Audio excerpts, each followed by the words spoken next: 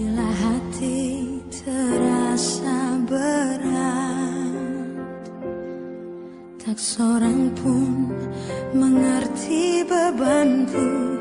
Ku tanya Yesus, apa yang harus ku buat? Dia berfirman, mari datanglah. Dia kan selalu pedulikan aku. Ku datang Yesus, Dia pikul segala bebanku. Sujud di altarnya, ku bawa hidupku. Ku terima anugerahnya, Dia ampuniku dan bebaskanku. Shalom, selamat pagi jemaat Tuhan yang terkasih dalam nama Yesus Kristus. Kita bertemu kembali dalam Sapaan Teduh. Dan untuk memulai Sapaan Teduh di pagi ini, mari kita bersatu di dalam doa. Bapa, kami bersyukur atas penyertaan-Mu dan kasih-Mu yang kami rasakan di pagi hari ini, ketika Engkau izinkan kami bangun dari istirahat kami, dan Engkau izinkan kami memasuki hari yang baru. Sebelum kami memulai segala pekerjaan aktivitas kami Bapa, kami rindu disapa oleh firman-Mu, dan biarlah Roh Kudus yang memberikan pengertian bagi kami. Di dalam nama Yesus kami berdoa dan bersyukur. Amin. Renungan kita hari ini terambil dari Yesaya 45 ayat yang ke-12. Akulah yang menjadikan bumi dan yang menciptakan manusia di atasnya. Tangankulah yang membentangkan langit, dan akulah yang memberi perintah kepada seluruh tentaranya. Shalom Bapak Ibu jemaat Tuhan yang terkasih. Kalau kita membaca Alkitab, khususnya di kitab Kejadian, di situ jelas diterangkan bahwa Tuhan yang menciptakan langit, bumi, dan segala isinya selama 6 hari lamanya, dan hari ke-7 Tuhan beristirahat. Tetapi di bagian-bagian Alkitab lain juga sering sekali Tuhan memperingatkan atau mengulang kenyataan atau fakta bahwa Tuhanlah yang menciptakan langit dan bumi. Tuhanlah yang menciptakan manusia. Baik ada di kitab Mazmur dan juga di kitab Yesaya. Agaknya jemaat Tuhan atau umat Tuhan yang diciptakannya butuh diingatkan berulang-ulang kali tentang hubungan pencipta dan ciptaan ini. Salah satu contoh, Tuhan berfirman melalui Nabi Yesaya bahwa Raja Koresh akan dipakai Tuhan untuk membebaskan bangsanya, bangsa Yehuda. Namun mungkin ada protes atau pertanyaan-pertanyaan dari umat Tuhan, sehingga mulai ayat 9 sampai 11 di pasal ini Tuhan seolah merespon protes umat. Kenapa harus pilih orang yang tidak kenal Tuhan? Kenapa harus pilih raja dari bangsa asing untuk menjadi pembebas bagi umat Tuhan? Lalu Tuhan merespon dengan membandingkan satu, apakah tanah liat bisa berbantah kepada pembentuknya? Tentang apa kekurangan-kekurangan dari bentukan tanah liat itu, atau apakah bisa anak-anak berbantah kepada ayah ibunya tentang kelahirannya? Seperti itulah Tuhan mau menyuarakan bahwa di bagian ini Tuhan menuntut kepatuhan tanpa mengajukan pertanyaan-pertanyaan atas apa yang Tuhan rancangkan, atas apa yang Tuhan putuskan.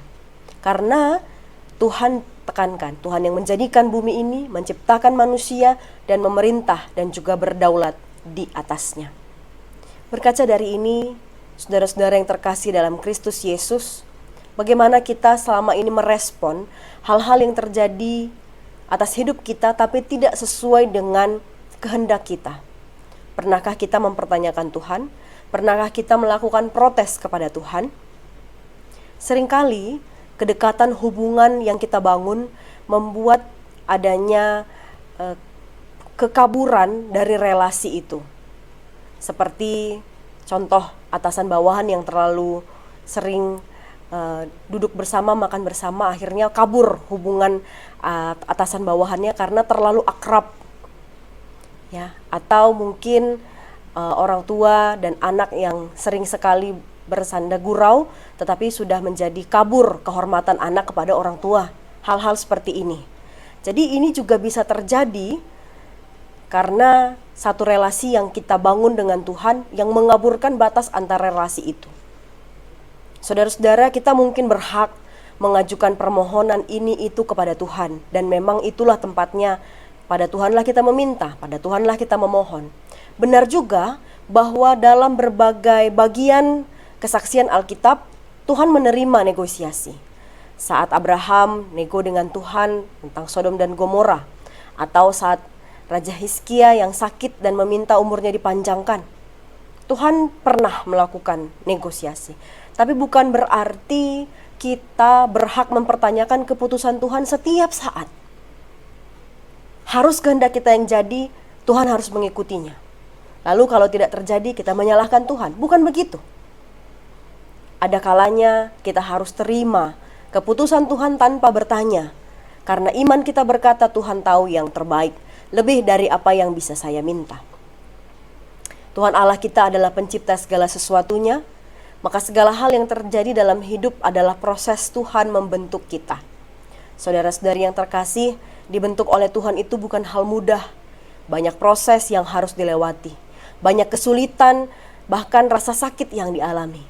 Tapi dibentuk seturut kehendak Tuhan Allah itu membuat kita debu tanah menjadi emas yang murni, atau membuat kita dari tanah liat jadi sesuatu yang berguna di tangan tukang periuk. Tuhan selalu punya maksud, dan maksud Tuhan itu selalu baik bagi kita. Tuhan lebih tahu, Tuhan paling tahu semua yang kita butuhkan, semua yang harus kita lakukan, semua yang akan kita terima. Dan Tuhan ingin kita siap menerima berkat-Nya. Tuhan juga ingin kita siap menerima tanggung jawab pekerjaannya. Mungkin saat ini pun kita dalam proses sedang dipersiapkan. Tuhan sedang mempersiapkan kita untuk menjadi sesuatu yang Ia perlukan di kemudian hari. Karena Ialah Sang Pencipta, mari beri diri kita untuk kehendak Tuhan. Mari menyenangkan hati Tuhan. Mari kita berdoa. Terima kasih Bapa di surga, untuk hari ini kami sudah boleh disapa oleh firman-Mu di pagi hari ini dalam sapaan teduh. Tuhan kiranya memberkati supaya kami mampu melakukan firman-Mu, taat pada Tuhan sebagai ciptaan yang sudah dibentuk oleh-Nya dan terus dibentuk oleh-Nya seturut dengan kehendak-Nya. Tuhan tolong kami untuk melakukan firman-Mu. Pada hari ini juga Tuhan kami bersatu hati untuk berdoa bagi gereja Tuhan GBKP Runggun Cibinong. Tuhan berkati pendeta kami, pertua diaken emeritus kami, segala pengurus dan guru-guru KKR, dan juga jemaat Tuhan yang ada di Runggun Cibinong, untuk boleh bersatu hati dalam pelayanan. Dan kami bersyukur juga Tuhan kalau beberapa waktu yang lalu Tuhan sudah izinkan peresmian tempat ibadah.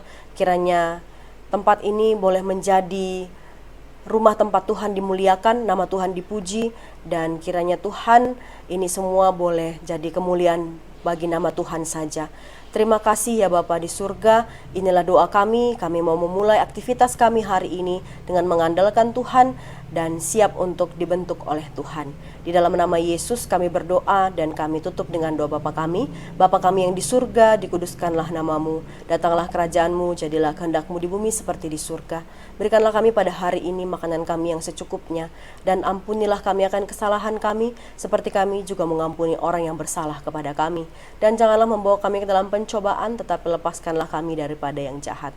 Karena Engkaulah yang punya kerajaan dan kuasa dan kemuliaan sampai selama-lamanya. Amin.